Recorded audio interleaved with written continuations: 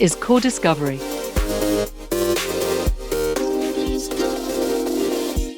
Hello, welcome to this episode of CORDIScovery with me, Abigail Acton.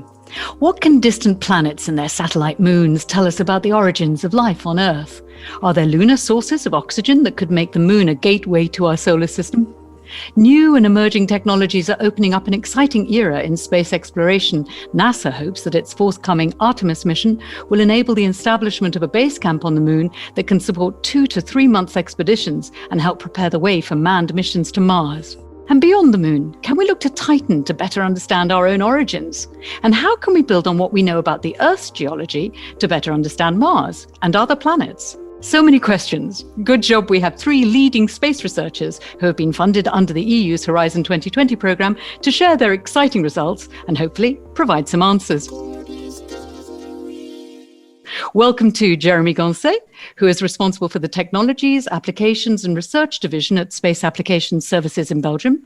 Jeremi leads R&D activities focusing on on-orbit servicing robotics and robotic technologies for space exploration. He's the coordinator of the LoveMe-X project. Hello, Jeremi. Hello, everyone. Nathalie Carrasco, professor in planetary science at the University of Paris-Saclay, is interested in the chemistry occurring in planetary atmospheres and how it might contribute to the emergence of life. She is the principal investigator of the PrimChem project. Hi, Nathalie. Hello, everyone. And Stephanie Werner, the principal investigator of the PTEL project, is the professor of geophysics and planetary science at the University of Oslo. She is interested in planet formation and the evolution of their surfaces and interiors. Hello. Hello. Thank you all for being here. Jeremi, the LoveMe-X project can really be seen as having 2 objectives: designing a rover that can transport and operate scientific instruments in what I find the very romantically named permanently shadowed region, and the development of those instruments themselves. Where is the permanently shadowed region and what do we know about it? Well, in fact, it's not just one such permanently shadowed region, but a number of smaller ones. And these are actually areas that are never exposed to direct sunlight. And therefore they are not contaminated by sun radiations. So this makes it like very interesting locations for scientists, for exploration. And they are very challenging to access, actually, often in craters that are difficult to reach and extremely cold.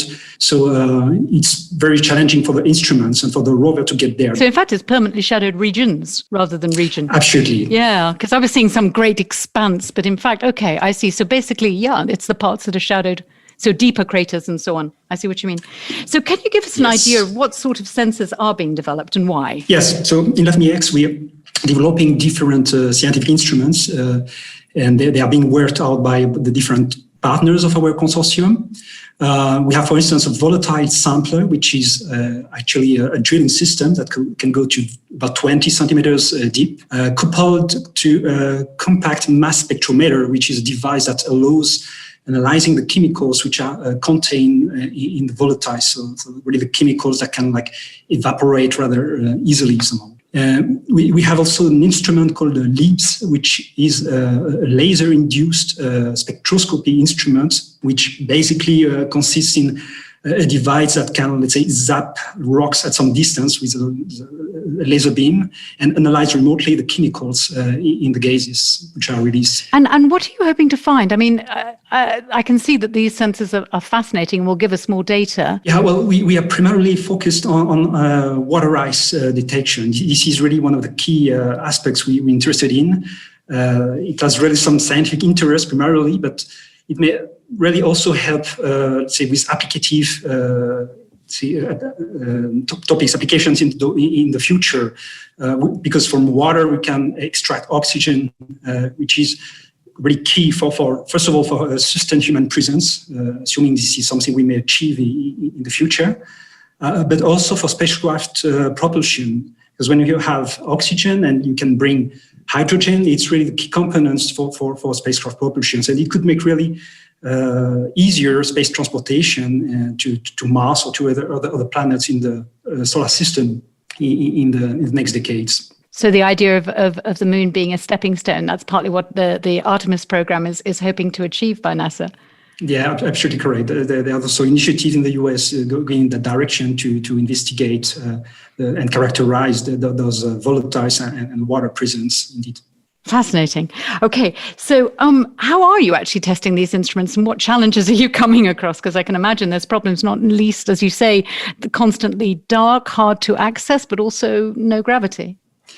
Yes, correct. So for the instrument themselves, the tests carried out by the partners are essentially indeed verifying, figuring out how they perform in conditions which are quite similar to what someone may find on the moon.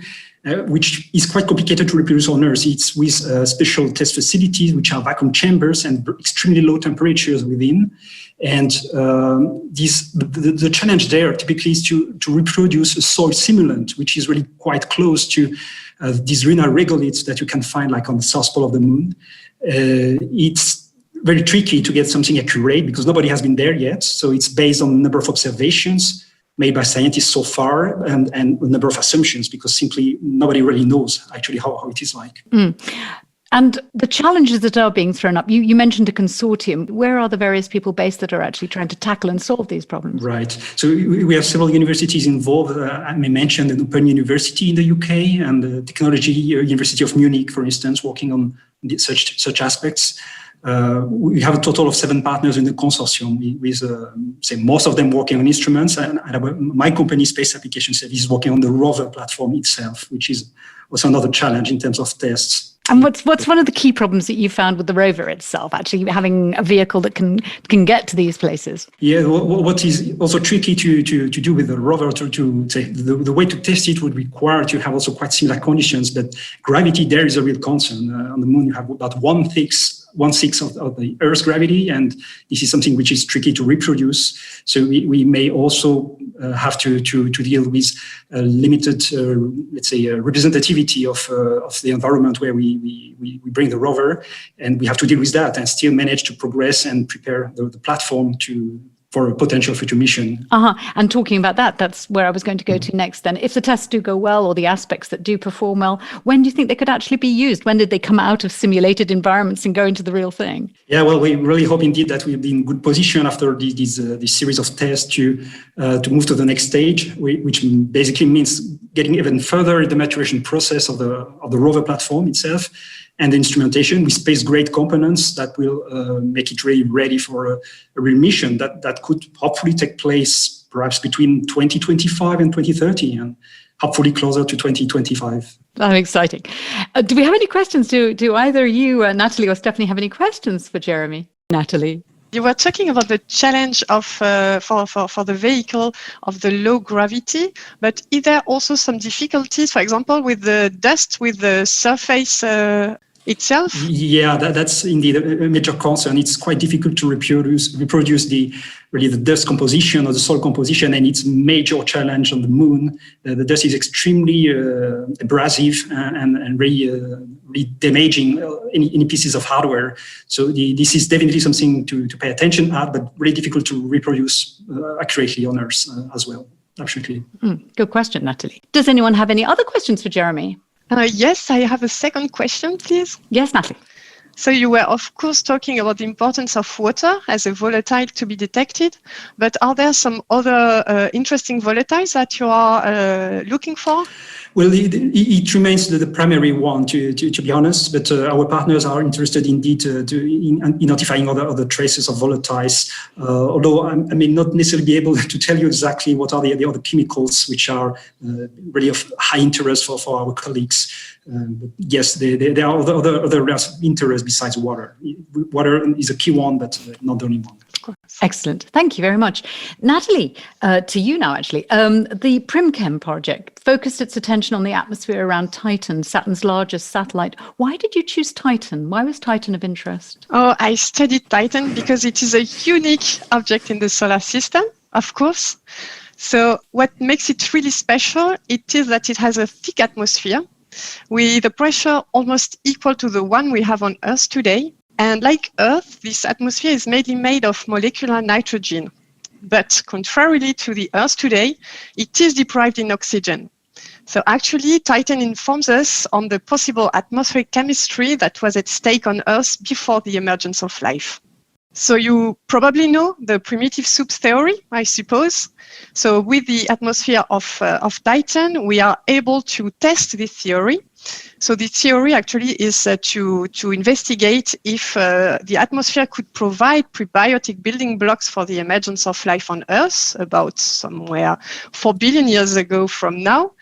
And with Titan, we are able to observe the best observable analog in the solar system today to study this hypothesis in real. And when you say study this hypothesis in real, how do you go about replicating the characteristics of Titan's atmosphere in a laboratory? Oh, in the laboratory, I replicate Titan because it's really difficult to study it in situ. Actually, of course. But how do you do it? So I do it by developing an experimental platform that mimics the effect of the extreme UV radiation of the sun when it reaches the highest part of Titan's atmosphere. So the principle of this experiment is quite simple. First, we flow a gas mixture at low pressure, which is consistent with the main composition of Titan atmosphere. And those are nitrogen and methane molecules. We introduce them in a stainless steel reactor. And then we expose this gas mixture to photons and electrons representative of the harsh radiations that reach the top of Titan's atmosphere. These harsh radiations are able to dissociate and even ionize nitrogen and methane. When you say dissociate, what do you mean by that? It breaks the bonds composing molecular nitrogen. Nitrogen is N2, so it is able to break the triple bond between the two nitrogen atoms. And methane, the chemical composition is 1 carbon and 4 hydrogen. These radiations are also able to dissociate, to break these bonds and even detach electrons and produce ionized species. So this leads to a very efficient chemical network, actually. The new reactive species react with each other and grow. And when you say species, we tend to think of species of birds and so on. So hang on a second. So these newly reactive elements, really? You're right. Species in our chemical jargon. But yeah, for us, so what do you mean? Yeah, of course. For us, it means not only neutral and stable molecules, but also ions and radical, so very reactive species, everything that is a specific chemical structure. So we're really thinking molecules, essentially? Not only molecules, because molecules for me, for a chemist, it means a stable one. Oh, I see. Okay. Yeah. So you're thinking of molecules and beyond molecules, beyond things that are stable, as you just said, the reactive and so on. Exactly. Okay. So all these chemical species. You can use the word now. We're clear that we don't mean parrots and sparrows. So they react with each other and grow, they attach together and condense, and they are, with our experiment, we are able to produce analogs of the haze, the chemical haze that surrounds Titan, and which is observed there. And these analogs, we have named them Titan's tholins. And thanks to the lab experiment and the high performances of the diagnosis available in the lab, we are able to hack the composition of Titan tholins and provide Earth-based answers to Titan faraway chemistry. Now, when you say hack, what do you mean by that? Actually, to decipher the chemistry, to really understand how the molecules and ions attach together and interact. Extremely complex chemical haze. And this haze that you've managed to reproduce and the characteristics that you've observed with regards to how things break and fragment and recombine, does this lead you to some theories, some ideas with regards to early life on Earth? Actually, it is directly connected to this question of emergence of life on Earth. We have shown that at high altitude in Titan atmosphere, nitrogen, the molecular nitrogen, becomes essential for atmospheric chemistry. We have shown that it strongly participates to the organic growth, and that all the large molecules that are produced through Titan chemistry, they often contain more than 1 nitrogen atoms per molecule, so it is very nitrogen rich. This is very important for nitrogen prebiotic chemistry. For example, it leads to the formation of adenine, which is a basis composing our DNA, for example. And we have also shown that this nitrogen-rich haze continue to evolve during its descent in Titan atmosphere. And this provides an incredibly rich organic potential to Titan's surface. Let me stop you just there, because we've been talking about the higher levels of the atmosphere of Titan. How can you assess, how can you work out that, in fact, this is descending lower through the atmosphere and finally arriving on the surface in the state that it is? What instrumentation allows you to realize that? So we know that the aerosol, we spend something like 1 year in the atmosphere, descending through gravity toward the surface, and they grow and evolve. And they will evolve through, in particular, the interaction again with the solar radiation. And we were also able to mimic the interaction between the analogs of Titan haze and the solar radiation. And we found that this led to further chemical evolution. So the aerosol, when they reach the surface of Titan, they will be extremely complex, but still nitrogen-rich and involving prebiotic molecules. That's absolutely fascinating, Nathalie. So the principal finding that you've come away with is this, or did you build on this to come up with one other conclusion? So actually, now I first developed this experiment to contribute to understand the recent data obtained by the Cassini space mission. Because with this space mission, the instrumentation had not the capacity to really understand these complex molecules. It remained out of reach. So thanks to the experiment, we were able to further interpret the data. But now we are also working to contribute to prepare the next mission towards Titan, which is the Dragonfly space mission.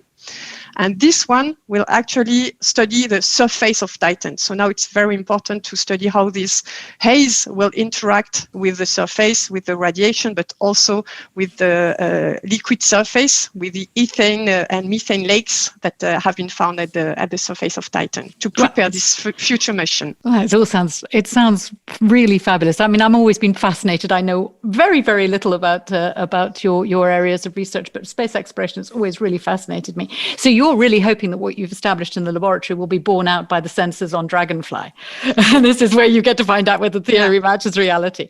And when will the Dragonfly mission take place? When is it proposed that it will take place? It has been selected. It will be launched in 2027. But it takes some time to reach Titan because it's in the suburbs of Saturn. So it's quite far away from here. I love the term suburbs. The suburbs of Saturn. How cool is that? So how long would it take, more or less? It will reach Titan's surface in 2035. And it will explore Titan's surface during 3 years, about 3 years minimum. So 2035 is when we must all remember to keep our fingers crossed for you, Nathalie. I will put that in my calendar right now. That's excellent. Very good. When you think of all the problems that you had to solve whilst conducting your research, what was the most challenging? What was the one thing that really kept you up at night and made you think, oh, how am I ever going to resolve this one? Actually, I think that all the new answers and the new science is really coming with the new technologies, actually, in the sense that we wonder, we have a lot of questions in mind, but to really explore them, we often need to develop some new research and development, new techniques to answer this question. So it's really a coupling between technology and science that works together. So the technology exists to answer questions, but in fact, it provokes even more. Exactly. That's what you're saying. So it's like an endless wheel, which is just as well, because it means there's always more research to do. You're never out of business. Very good. Thank you, Nathalie. I ask one more question also? Jeremi, please. Thanks. So Nathalie was just wondering whether you will develop in Latmos, in your lab, some instruments for the Dragonfly mission. Yes, actually in my lab, so my work is really what I described, so to develop experimental support on Earth for space mission, but my lab is very involved in this space mission at Latmos, and colleagues of mine are developing 2 instruments for Dragonfly mission. One to study the electric properties of the soil, and another one to make some complex chemical analysis at the surface. Excellent. Thank you. Any other questions for Nathalie? Well, then can I turn to Stephanie? Hello, Stephanie. How are you? Hello. Welcome. The Planetary Terrestrial Analogues Library project PTAL for short, has the wonderfully practical goal of creating a database of geological features shown by a wide variety of rocks on Earth that can then be used to help profile specimens from other planets. I find this very satisfying. I don't know whether it's the side of me that likes classifying things or having things neatly sort of arranged and labeled, or whether it's the practical element that you'll have a database that will then enable people to understand characteristics of geological features and rocks in a situation that's very hard to work in. Or how are you actually thinking that this database can be used practically, and what does it contain? So I think you have described it quite well already. So we have a rock collection, which shall be like catalog cards to interpret what the instruments measure. And these catalog cards are actually a little more complicated because we use several instruments to characterize this specific rock. And these instruments are then later on flown to Mars, for example, where we do not have all the facilities which we have on Earth to characterize. And therefore, by combining the knowledge we have collected here now with this complicated big instruments, when then they come miniaturized to space, we still can derive from this combination of information we have collected here all the details which we cannot directly measure on Mars. I think it's wonderful. I think that's great. So basically they go with the database that allows them very, very quickly to find a comparative result from something that we've measured more almost leisurely or comfortably, at least, on Earth. Can you tell me a little bit more about where these rocks that you're analyzing analyzing basically, where do they come from? All over Earth or any particular regions? Or it's actually not so important where they come from. It's more important what they are made of. Yes, the composition. So we have focused on samples which are volcanic rocks. But these rocks are not made of minerals or as atmosphere species we have discussed before.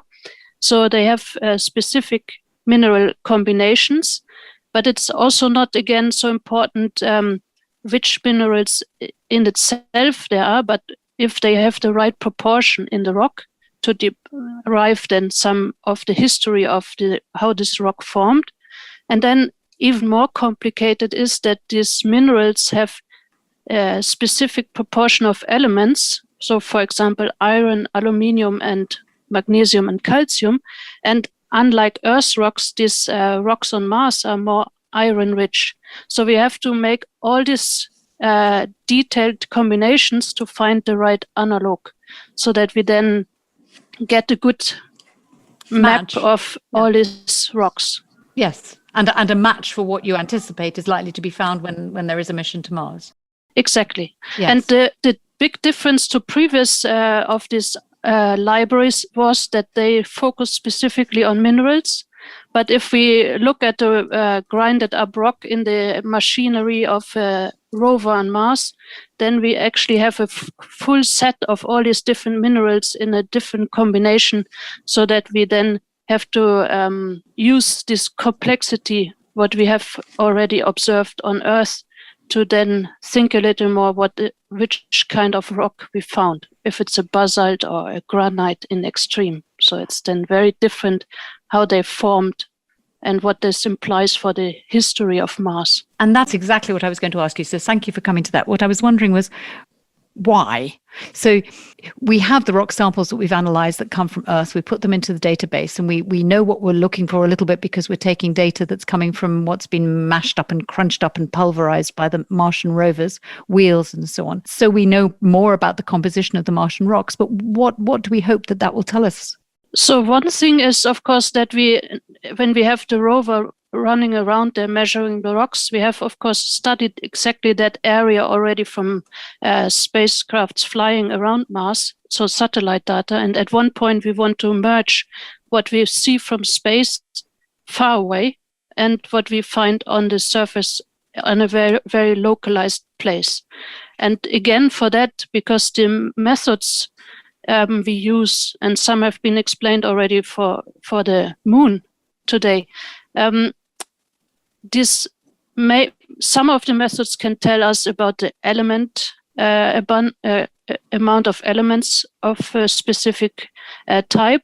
Then we can say how they are combined so that they form a specific crystal or mineral. But then also we have color and shape and so on. But the instruments we send there, they cannot do all this together because they are smaller and they are maybe not all there. So we use this library also to have extra knowledge when we measure with two instruments that we then can say, oh yeah, but if we would have an additional instrument, it should then look like this. So we have much more knowledge about what we measure. Sure. It basically completes a picture, which by definition must have some elements missing. And by elements, I mean pieces missing. Yes.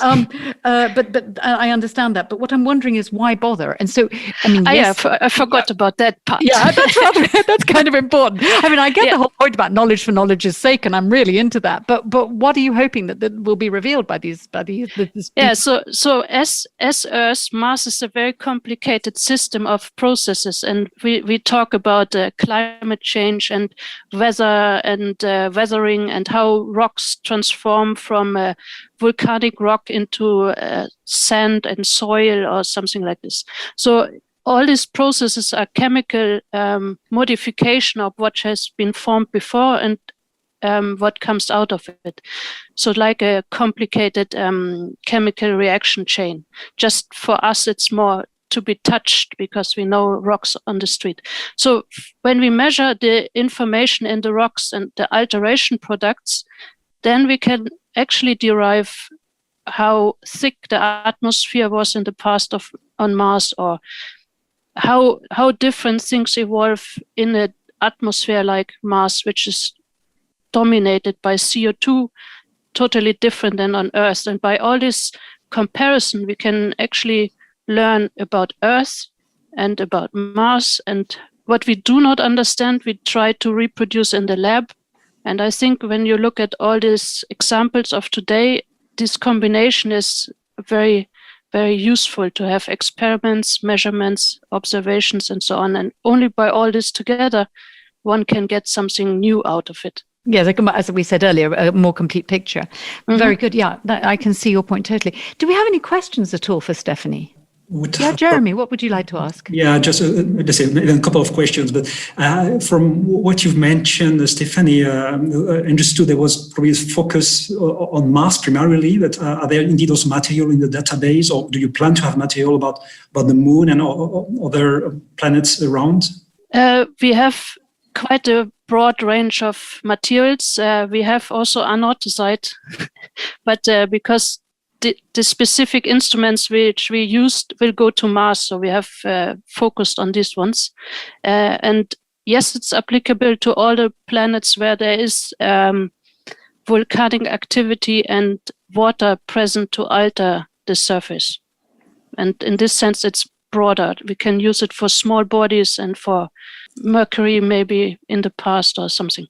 Jeremi. Yeah, just a quick one to finish on my side.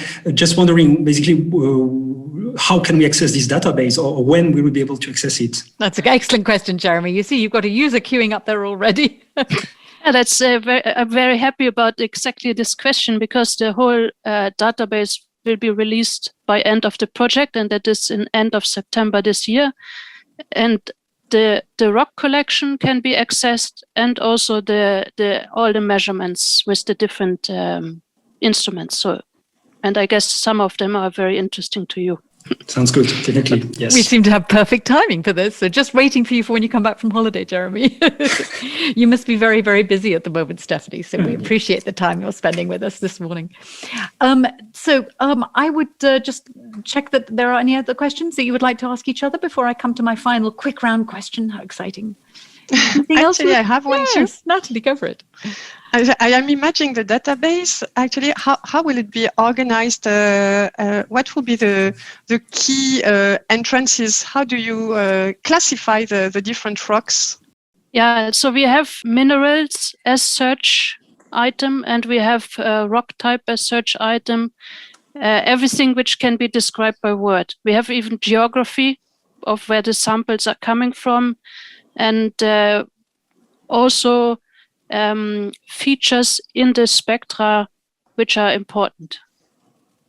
So it's, I think, quite a wide range of how you can search for it in it, and then you can display the data specifically to check how clear or not so clear the detections are. Yeah, actually, the idea I had in mind is that I suppose it is very related to habitability criteria. So will we be able to find some information related to habitability according to the rocks you are studying? Or Can I just stop you for a second? Habitability, you mean what by that exactly? So habitability is the word for whether or not there can life exist, whether it could support life. Mm-hmm. Yeah, and I think that's what you also meant with habitability. You can derive yourself the amount of water which was needed to reach this weathering process status. And of course, the big trouble is that on Earth's rocks, we have a lot of biological influence in the processes which occur. And therefore, these rocks are, of course, analogues in the assemblage of different minerals and elements, but they are not analogues in the sense of how they form. So therefore, it's not a direct match to say if we find this rock type or this clay mineral, then we know it was 50 millibar of water in the atmosphere or something like this. So we cannot do that. Okay, that seems perfectly reasonable. So they might have the same sort of compositions, but they might not have got there the same way. No, because we have geological processes on Earth like plate tectonics, which we do not assume for Mars, for example. Right. Okay. Any more questions? Okay, well, then I'm going to step in with my final one to all of you. So I'm just going to ask this to all of you, and you just answer in turn. Let's project ourselves 50 years into the future, all right? How do you see that future developing, and what part will your results and findings have played? So I shall turn to Nathalie first. So actually, in the next decade, we know that humanity will probably have come back to the moon, and possibly also landed for the first time on Mars. So I guess that in 50 years from now, we will have spread maybe everywhere in the solar system. And maybe we will begin to look outside in the direction of habitable exoplanets. So actually, I hope that with my project, we will have contributed to first characterize the prebiotic resources that are available on one of the most habitable inhabitat in the solar system, which is Titan, but also to understand and predict the role of atmospheric chemistry into the emergence of life on Earth and maybe beyond in the universe. That sounds wonderful. I say your timeline is very tight. Gosh, that sounds quite exciting, actually. I was sort of envisaging what you're talking about as being hundreds of years' time, but you're right. I mean, once these things start rolling, they roll quite quickly. Jeremi, same question to you. 50 years' time, where will we be and what will the role of your project play? Right. So, yeah, well, with LoveMeX, well, we may expect hopefully improve understanding of the environmental conditions on the moon. Preparing a sustainable human presence, most likely, and help making use of local resources to enable more affordable and more frequent interplanetary missions in the solar system. Just coming back also to what mentioned Nathalie. And would you like to go, Jeremi? Well, if you were able to go to the moon, would you be? Let me on that spaceship. Let me on that spaceship. Yeah. Well, I mean, anywhere I'm fine. I would go to Mars most likely, and further indeed Titan and other locations that would be exciting to explore, most probably in the next decades. I have to say, I'd be an armchair traveller on that. I'd be wishing you all bon voyage and waiting for your postcards back at home. So, Stephanie, can I come to you? If we think about 50 years' time, where do you think we'll be and what role do you think your project will have played in that future? Well, it's one of these projects which shall help to find life on Mars. So maybe we do that. Maybe we for sure know that we have to bring it ourselves there. So I think that is time frame in 50 years from now for Mars. We also know that we have already taken 50 years to try to understand Mars. So maybe actually we are still challenging and struggling with all these things because we don't really know how life evolved and whether we do actually search in the right way for it and whether it is enough to find specific molecules, which then allow us to say that is the guarantee for forming living cells out of that. And I think this will be one of the other challenges which we still keep on thinking in 50 years. Well, maybe we can check more places. Maybe we should check back in with each other in 50 years' time, or at least maybe somebody say 20, and see whether your prophecies are coming about. And if we are still struggling to understand the nature of life on other planets and how it evolved here on Earth, then part of the answers will be coming through from your research, because it's all been very, very interesting what you've been doing,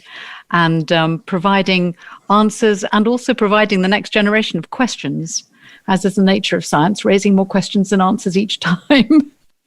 Very good. Thank you very, very much for your time and your attention. It's been a great fun and a really good discussion. Thank you. Thank you very much, Miguel. If you're interested in what other EU-funded projects are doing in the field of space exploration, take a look at issue 104 of the Research EU magazine, available on the CORDIS website, cordis.europa.eu. The CORDIS website will give you an insight into the results of projects funded by the Horizon 2020 programme. Find daily news articles and interviews with researchers working in a very broad range of domains, from the intelligence of crows to artificial intelligence. Results packs drill down deeper, gathering groups of projects by subject area, and the magazine showcases research on a different subject in each edition. Maybe you're involved in a project or would like to apply for funding. Take a look at what others are doing in your domain. So come and check out the research that's revealing what makes our world tick. Our next episode considers another frontier, philosophy and its relation to science. Observational anomalies. How do we approach them? Join me in autumn to hear what our next 3 guests are exploring.